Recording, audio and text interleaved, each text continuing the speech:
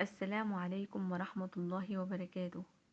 خليك فاكر إن الوحدة مش معناها إن مفيش حد جنبك. أوقات الوحدة بتكون جوه الزحمة.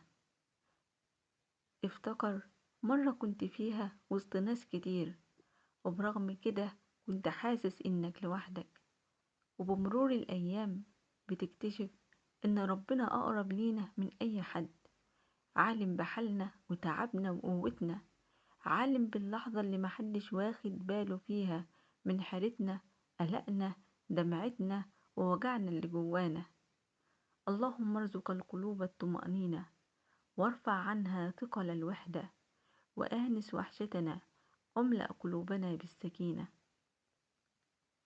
خليك فاكر، مشاعرك مش ضعف.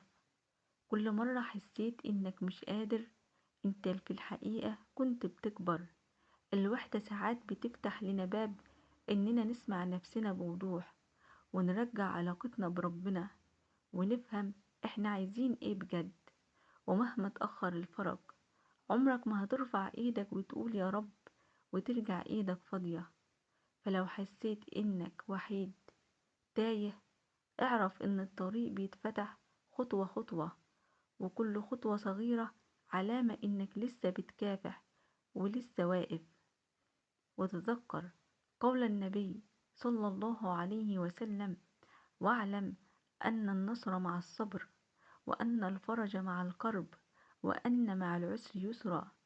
وخليك فاكر، كل ما تحس بالوحدة ارجع لربنا واستعن بالله. ربنا قدير يغير الكون من أجلك.